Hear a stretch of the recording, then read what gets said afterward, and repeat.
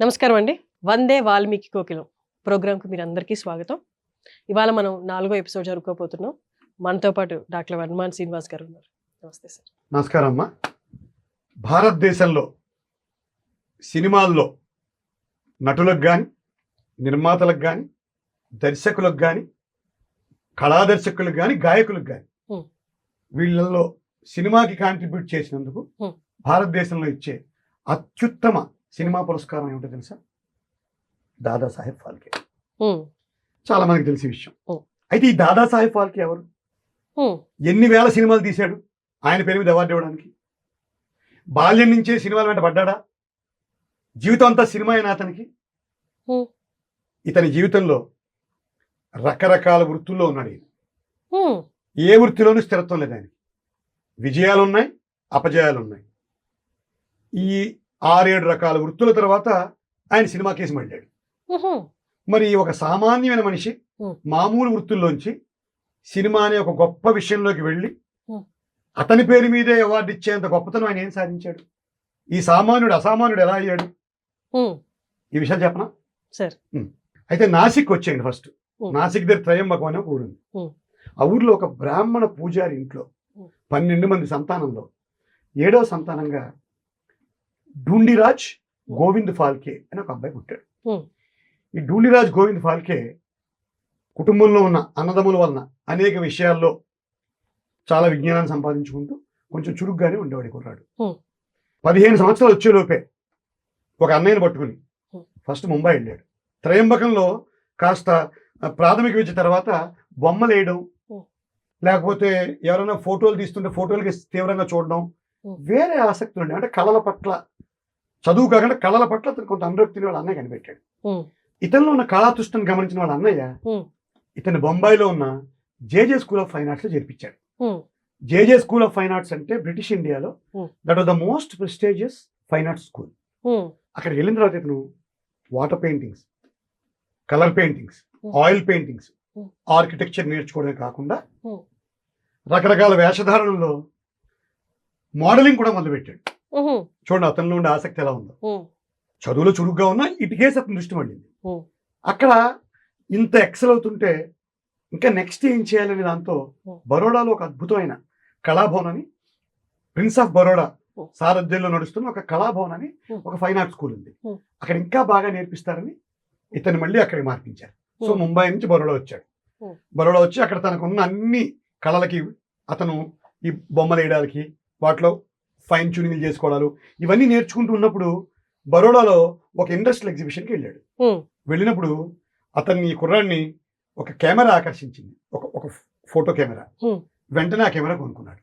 దాంతో still photos తీయడం మొదలుపెట్టాడు. సో ఈ సామాన్యుడైన గోవింద్ ఫాల్కేకి జీవితంలో ఇది ఒక మొదటి మెట్టు.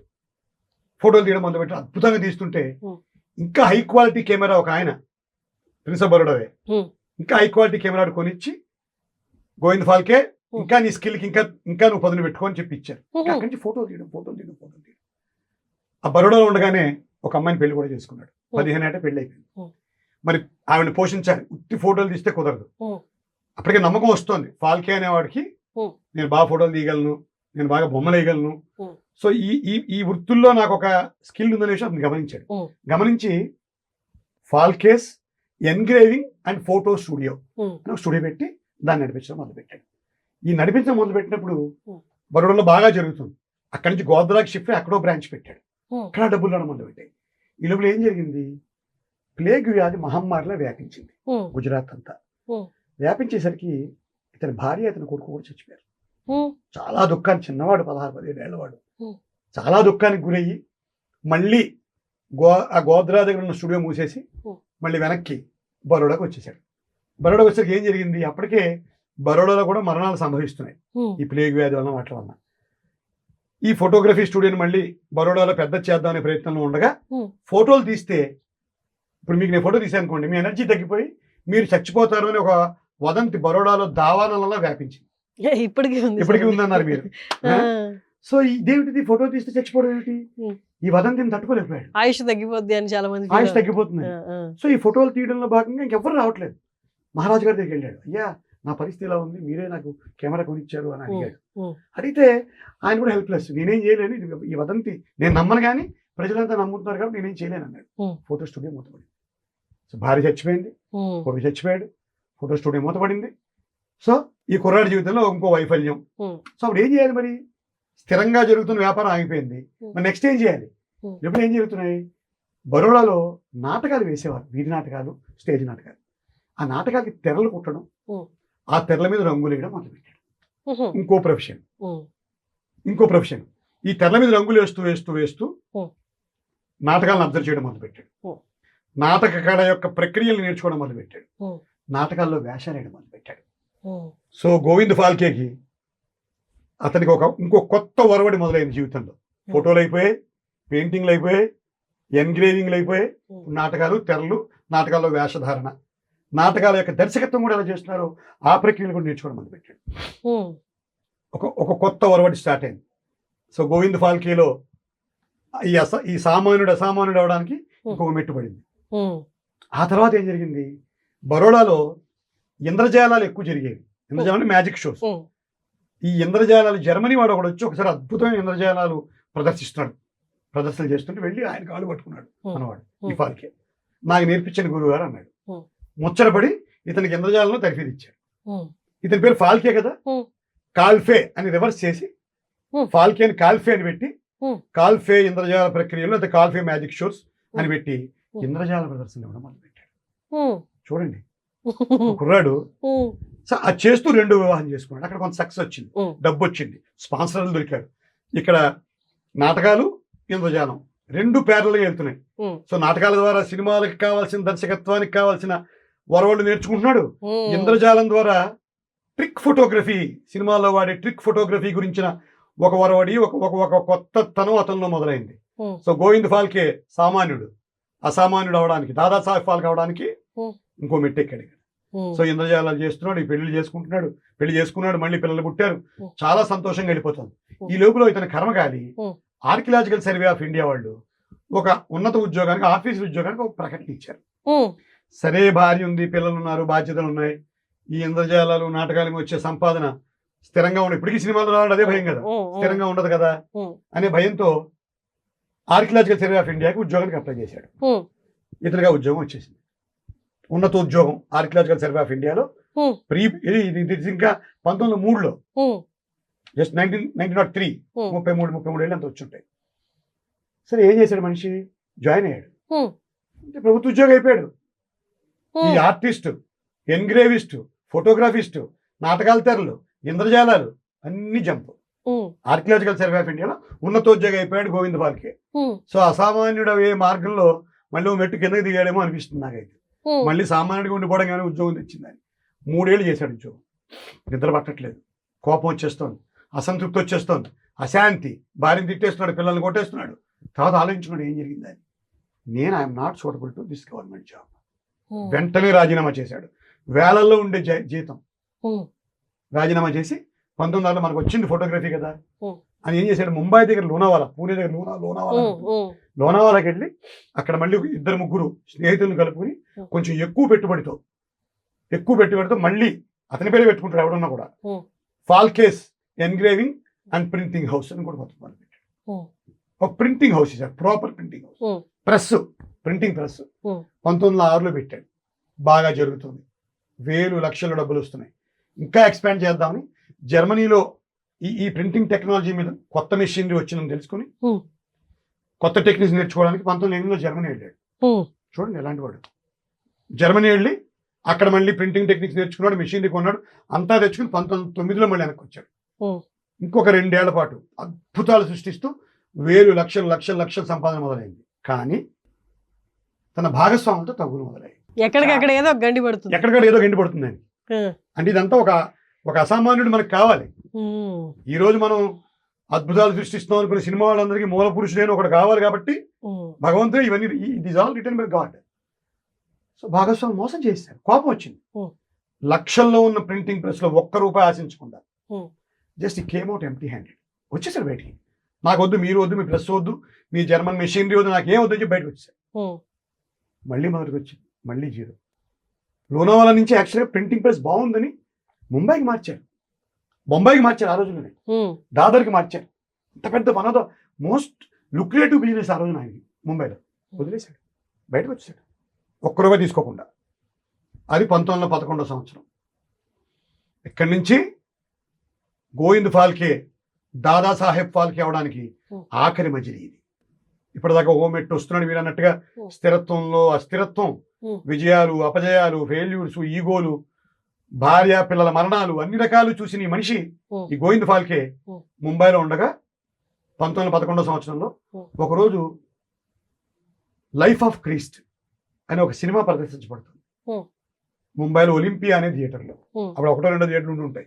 ఒలింపియా అనే థియేటర్లో ఒక ఫ్రెంచ్ ఫిల్మ్ మేకర్ తయారు చేసిన లైఫ్ ఆఫ్ క్రీస్ట్ అనే ఒక సినిమా ప్రదర్శించబడుతుంది.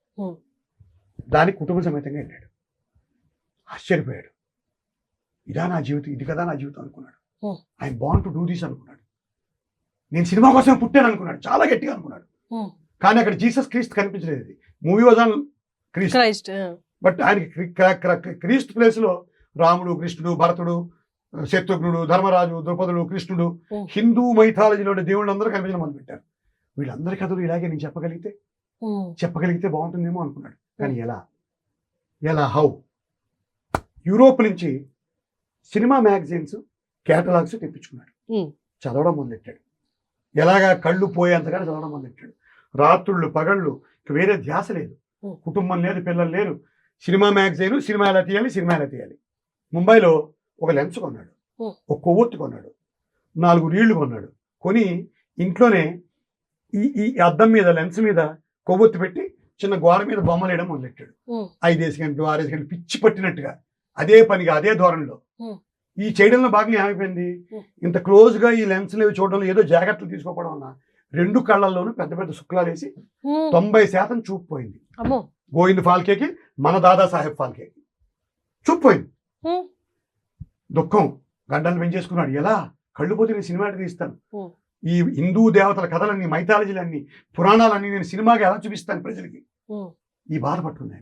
ఈ లోపల వారి కుటుంబానికి అత్యంత సన్నిహితుడైన ఒక ఐ డాక్టర్, డాక్టర్ ప్రభాకర్, ఆయన వచ్చి దీనికి సర్జరీ చేసి మళ్ళీ చూపు పునరుద్ధరించాడు.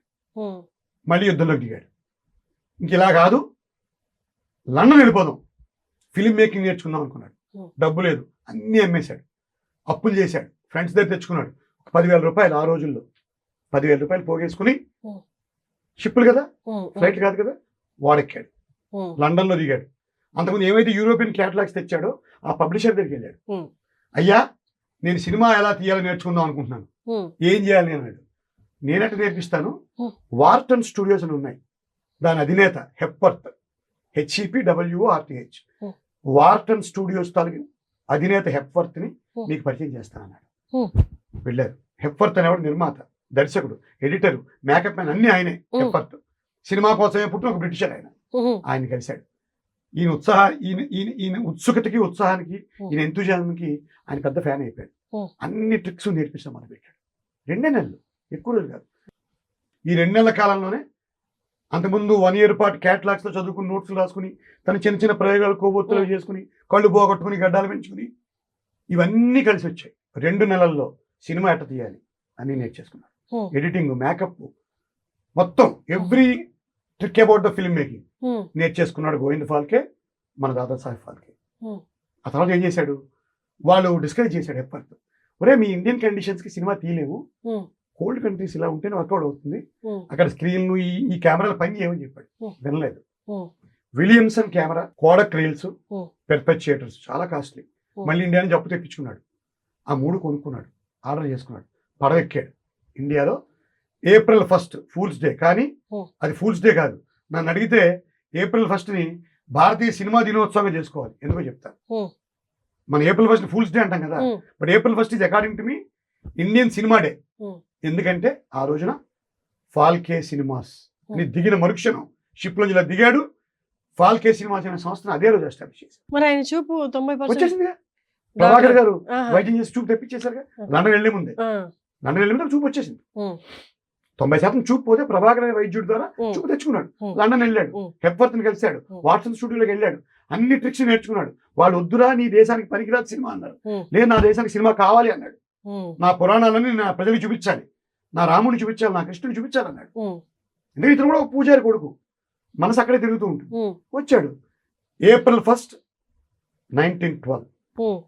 ఆ రోజున దిగంగానే ఫాల్కే ఫిలిమ్స్, ఫాల్కే స్టూడియోస్ లేదా ఫాల్కే ఫిల్మ్ మేకర్స్ అని ఓ సంస్థను పెట్టేశాడు. ఓ సంస్థను పెట్టి సినిమా తీస్తాను అన్నాడు. ఏం చేశాడు? ఇంకా ఇంటికి వచ్చాడు. ఈ విలియమ్సన్ కెమెరా, పెర్పెచ్యుయేటర్స్, కోడక రీల్స్ ఇవే ఉన్నాయి. ముందు కుటుంబ సభ్యులందరినీ కూర్చోబెట్టాడు. పిల్లల్ని బంధువుల్ని అందరినీ పిలిచేశాడు. ఓ 15-20 మంది అయ్యారు బృందం. వీళ్ళందరికీ నేర్పించడం మొదలెట్టాడు. పెర్పెచ్యుయేషన్ ఎట్లా చేయాలి, ఫిల్మింగ్ ఎలాగా, మేకింగ్ ఎలాగా అన్ని అందరికీ నేర్పించాడు. ఈ కెమెరా, ఈ ఫోటోలు ఎలా వస్తున్నాయి, స్టిల్స్ ఎలా వస్తున్నాయి, ఎలా చేద్దాం అనేది సీక్రెట్గా రాత్రులు బయటికి వెళ్ళి ఎవరికి వీళ్ళందరికీ ఎవరైనా ఆడపిల్లలు అమ్మాయిలు అబ్బాయిలు తిరుగుతుంటే వాళ్ళని సీక్రెట్గా చిత్రీకరించేవాడు. ఎలా వస్తుందో చూసుకోవడానికి, తన ప్రాక్టీస్కి. అది కూడా బాగా వచ్చింది, కాన్ఫిడెన్స్ పెరిగింది, సినిమా తీయచ్చు. డబ్బు, స్పాన్సర్స్ కావాలి కదా, అందుకు చిన్న డాక్యుమెంటరీ లాంటివి తీద్దామని ఒక చిన్న ఇది తీసుకున్నాడు, కుండి. దాంట్లో ఓ బఠానీ గింజ పడేశాడు.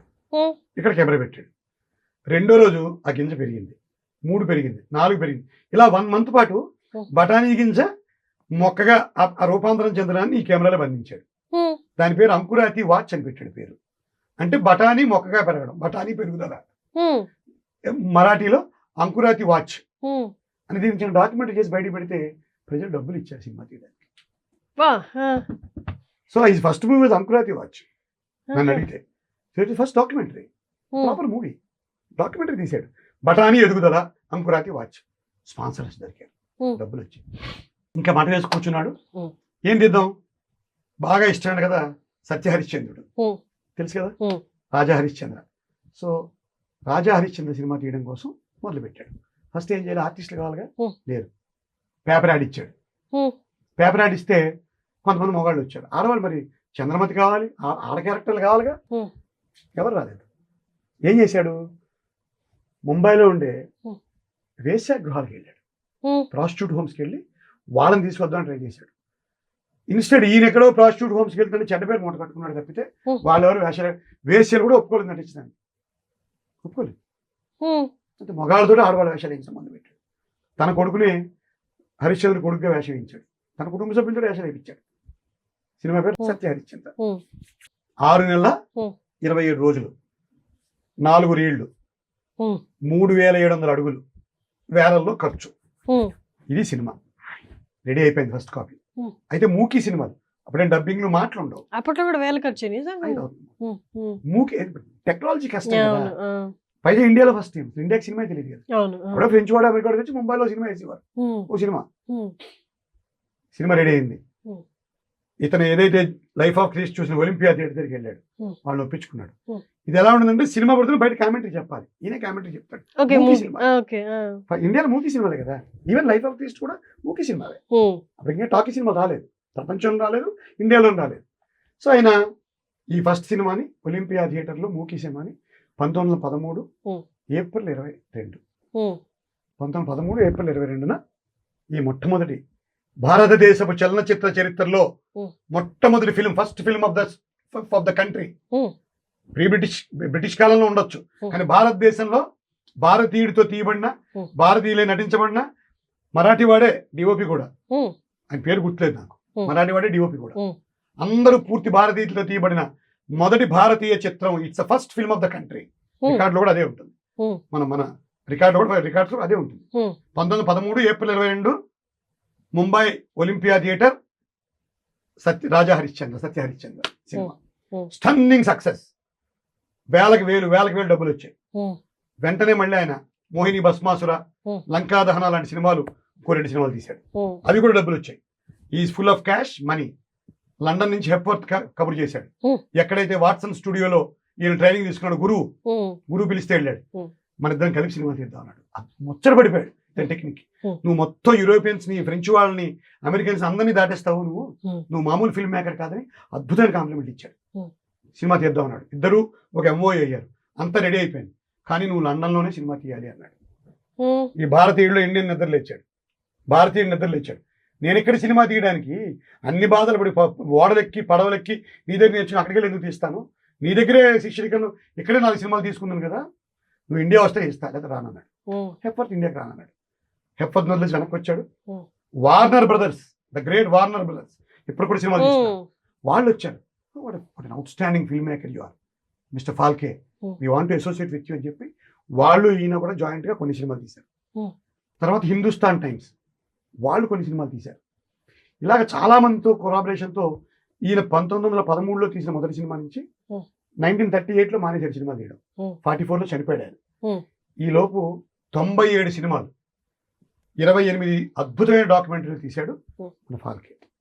అయితే 1932లో ఆలమారా అని ఒక సినిమా వచ్చింది ఇండియాలో. ఆలమారా, ఇది కూడా ఇప్పుడు ఫిల్మ్ మేకర్స్ తెలుసుకోవాలి. మనం చాలా మంది కుర్రాళ్ళు కలిసినప్పుడు కష్టపడిపోతున్నట్టు మాట్లాడుతుంటారు. ఏం సార్ సినిమాలు ఎంత కష్టపడుతున్నా అవకాశాలు రావట్లేదు, కళ్ళు ఎర్రగా ఉంటాయి, గడ్డాలు గీసుకోరు, ఎర్రగా మీద వస్తుంటారు చిన్నపిల్లలు. వాళ్ళందరికీ తెలుసుకోవాలి, ఫాల్కే గురించి తెలుసుకోవాలి. ఎన్ని ఫెయిల్యూర్స్, ఎన్ని అపజయాలు, ఎంత అస్థిరత్వం, ఎంత ఆర్థికపరమైన లాసులు, ఎంత కుటుంబపరమైన లాసులు. వీళ్ళ భార్య చనిపోయింది, మళ్ళీ పెళ్లి చేసుకున్నాడు, అన్నీ పోయి మళ్ళీ జీసస్ క్రీస్తు సినిమా చూసి ఫిల్మ్ మేకర్ అవ్వాలనుకున్నాడు. లండన్ వెళ్ళాడు, తెచ్చుకున్నాడు, పెద్దవాడయ్యాడు. లండన్ వాళ్ళు మళ్ళీ పిలిచి మాతో సినిమా తీయమన్నారు, వార్నర్ బ్రదర్స్ వాళ్ళు సినిమా తీయమన్నారు.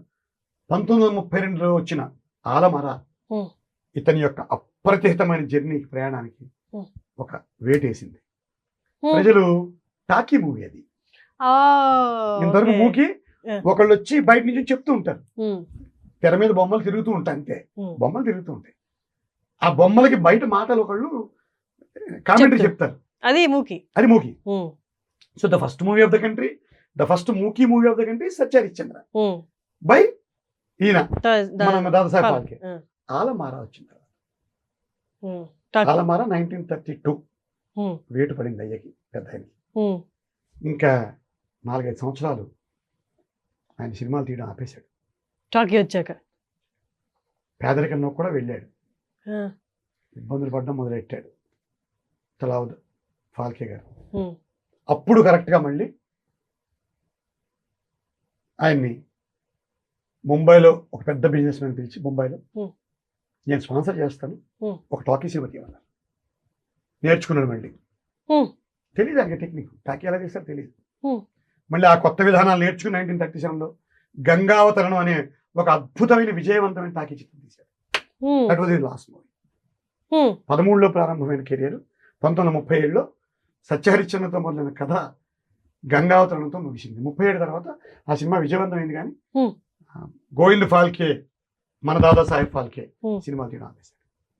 ఆరోగ్యం క్షీణించింది, రకరకాల వ్యక్తిగత, శారీరక, అప్పటికే 70 ఏళ్ళు వచ్చేస్తున్నాయి వయసు వలన ఆయన సినిమా తీయడం ఆపేసి మళ్ళీ నాసిక్ వెళ్ళిపోయి ముంబై నుంచి నాసిక్లో 1944లో చనిపోవడం జరిగింది.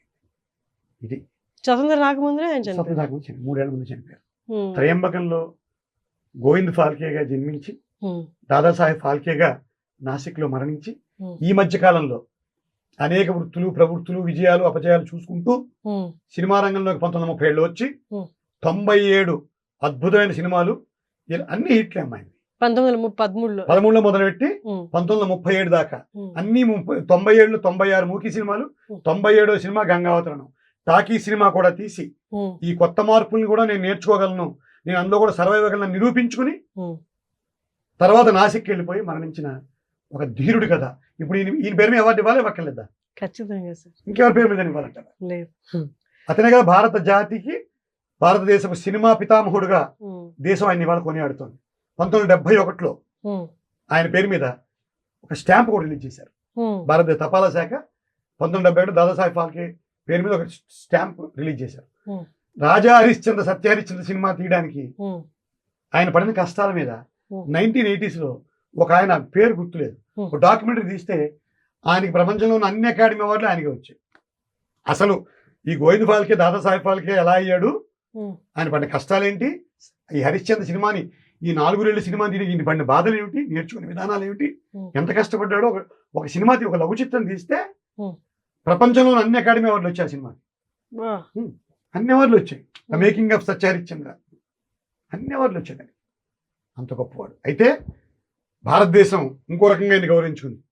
1969 సంవత్సరంలో అప్పటిదాకా మనం జాతీయ ఉత్తమ నటులు అవి ఇస్తున్నారు. 1969 సంవత్సరంలో Hmm. భారతదేశపు సినిమాకి అద్భుతంగా కాంట్రిబ్యూట్ చేసిన వాళ్ళకి, Hmm. భారతదేశ సినిమా అభివృద్ధికి దోహదపడిన వాళ్ళకి, Hmm. సినిమాని ముందుకు తీసుకెళ్లిన వాళ్ళకి రకరకాల రంగాల్లో Hmm. Hmm. పాటలు, మాటలు, దర్శకత్వం, నిర్మాణత్వం, లేదా స్టూడియోలు కట్టడం, సినిమాకి ఉపయోగపడిన ఒక పర్సనాలిటీకి ఇచ్చే అత్యుత్తమ అవార్డుని స్టార్ట్ చేసి ఆ అవార్డుకి దాదాసాహెబ్ ఫాల్కే పేరు పెట్టారు. This was in 1969. Hmm. Dadasaheb Phalke పేరు మీద సినిమాల్లో అద్భుతాలు సృష్టించిన వాళ్ళకి ఇచ్చే అవార్డుకి ఆయన పేరు పెట్టారు. Hmm. ఇక్కడే ఒక వైచిత్రి చెప్తాను మీకు. ఒక వైచిత్రి ఏంటంటే, తన సినిమాల్లో Hmm. ఆడవాళ్ళు నటించడానికి దొరక్కపోతే Hmm. వేశ్యా గృహాలకు వెళ్ళి అక్కడ చెడ్డ పేరు తెచ్చుకుని, Hmm. ఒక్క వేశ్య కూడా ముందుకు రాకపోతే నటించడానికి, Hmm. మహిళలు దొరక్కపోతే మగవాళ్ళతో ఆడవాళ్ళ వేషాలు వేయించి Hmm. ఎన్నో సినిమాలు తీసి Hmm. తన పేరు మీద అవార్డు సృష్టించబడేదాకా ప్రయాణం సాగించబడిన Hmm. ఈ మహానుభావుడు పేరు మీద పెట్టిన Hmm. మొదటి అవార్డు ఇంత పురుషాధిక్య సమాజంలో, Hmm. ఇంత పురుషాధిక్యత ఉండే సినిమా రంగంలో Hmm. ఆ అవార్డు మొగాడికి వెళ్ళలేదు. మొట్టమొదటి award. మొట్టమొదటి అవార్డు దాదాసాహెబ్ ఫాల్కే పేరు మీద పెట్టిన మొట్టమొదటి అవార్డు సినిమా రంగంలో పురుషులకి ఎవరు? రాజ్ కపూర్లు, పృథ్వీరాజ్ కపూర్లు, ఉద్దండులు అంతమంది ఉన్నారు. Hmm. అది పురుషాధిక్య Hmm. సమాజం. అది సినిమా రంగం అంటేనే. Hmm. ఒక మహిళకి వెళ్ళింది, ఒక ఆడదానికి వెళ్ళింది. ఆవిడే Devika Rani. 1969 the first Dadasaheb Phalke awardee Devika Rani, ఒక మహిళ, ఒక ఆడది. ఆవిడ కథే మన నెక్స్ట్ ఎపిసోడ్. నమస్కారం.